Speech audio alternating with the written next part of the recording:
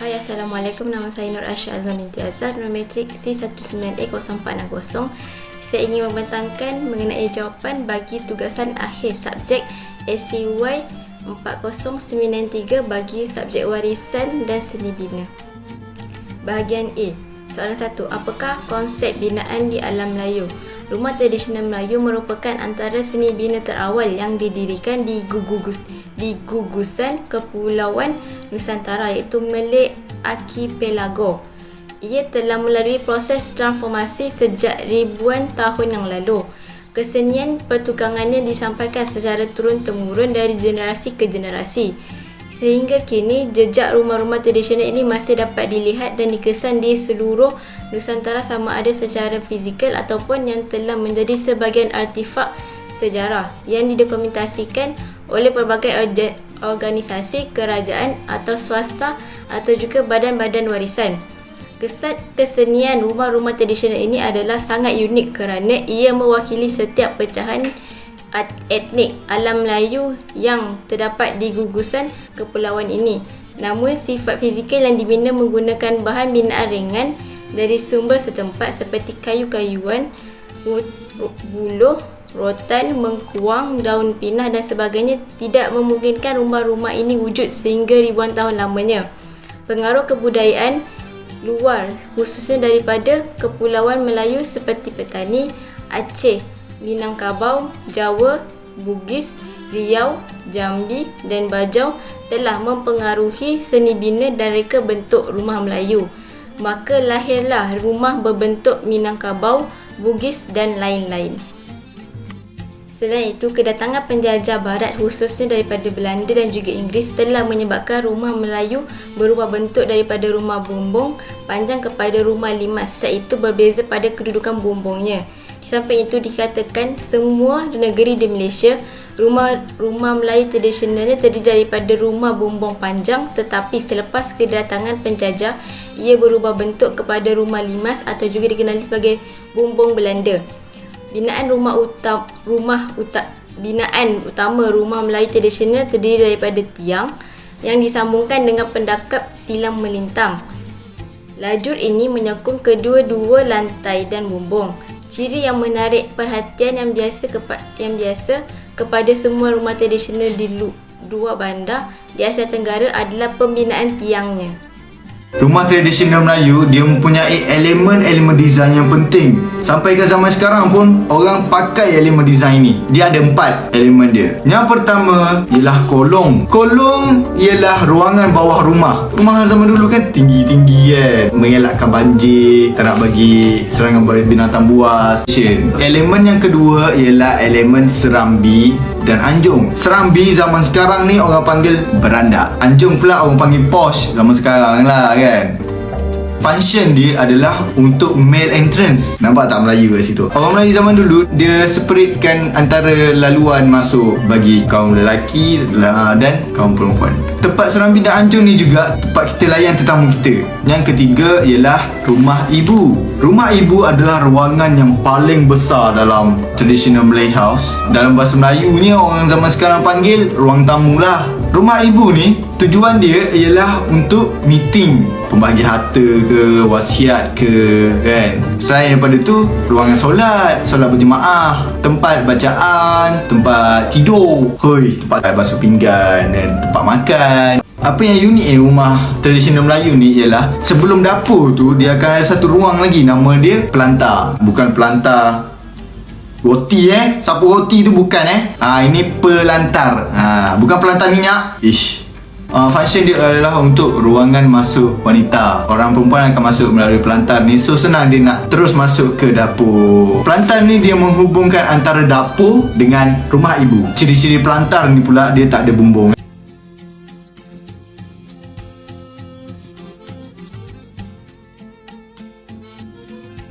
Soalan kedua, mengapakah seni bina warisan Melayu masih lagi bertahan sehingga kini? Seni bina warisan Melayu merupakan suatu penghasilan seni bina terbaik yang benar-benar memiliki sifat jiwa sezaman dan jiwa setempat. Penciptaannya begitu sesuai dengan keperluan teknologi, budaya dan ekonomi sewaktu di zamannya. Pada hakikatnya kita seharusnya berasa bangga terhadap segala sesuatu yang sebenarnya milik kita sendiri. Ia juga sesuatu yang melambangkan tamadun, masa, tempat dan corak hidup masyarakat kita. Seni Bina Warisan Melayu bukan hanya sekadar untuk dilihat saja, tetapi ia juga perlu dibelajar daripadanya, dan ia bukan hanya sekadar untuk melakukan perbandingan. Jika kita hanya melakukan perbandingannya di antara satu sama lain, kita hanya akan melihat luarannya saja dan tidak akan menjumpai kejujuran sebenarnya serta tidak dapat mempelajari sesuatu yang baru. Selain itu, masih terdapat rumah tradisional Melayu yang menunjukkan kewibawaan berpengaruh di kalangan masyarakat Melayu kini, memerlukan perhatian wajar sebagai warisan Melayu yang perlu dijaga dan diurus secara baik. Seterusnya, kesedaran dan keperhatian masyarakat Melayu terhadap warisan rumah tradisional Melayu kini perlu dipantau supaya ianya tidak terpinggir dan pupus ditelan usia. Generasi kini yang sedang membangun bersama arus pembangunan moden perlu didedahkan kepada kepentingan warisan rumah tradisi yang mempunyai nilai dan boleh dihargai. Bahan binaan daripada kayu merupakan bahan asas yang terdapat pada rumah tradisional alam bina Melayu ini kerana kayu pada masa itu mudah didapati dan merupakan bahan binaan yang boleh diganti dan diperbarui. Satu fakta yang jelas ialah kayu merupakan bahan binaan yang telah lama digunakan dan juga penjagaan bangunan-bangunan kayu secara terancang spesifik terhadap kepupusan. Pemeliharaan dan penyelenggaraan rumah tradisional Melayu mendominasi rumah-rumah tradisional alam bina Melayu. Biarpun telah berusia lebih 100 tahun, terdapat sebahagian struktur rumah kayu yang masih bertahan dan menjalankan fungsinya seperti biasa tanpa membahayakan penghuninya. Oleh itu, kaedah memelihara dan menyelenggara secara sistematik perlu dirancang supaya pengabaian rumah-rumah kayu tradisi lama boleh dielakkan dari kepupusan di dalam masyarakat Melayu sekarang.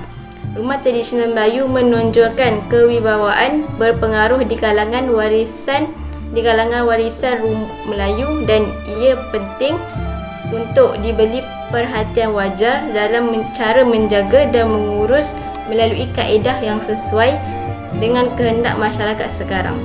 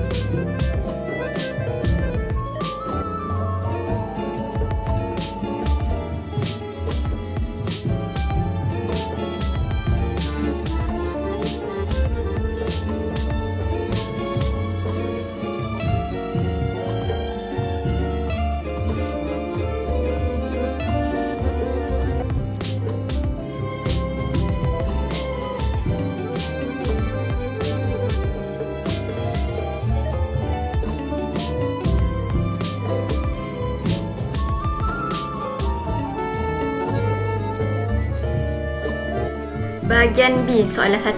Adakah komuniti setempat memainkan peranan penting dalam mengekalkan bangunan-bangunan warisan?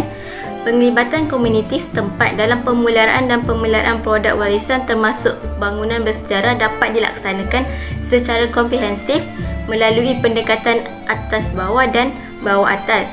Komuniti setempat adalah entiti penting untuk dilibatkan dalam projek pemeliharaan dan pemeliharaan sesebuah kawasan bersejarah bagi kesan jangka masa panjang.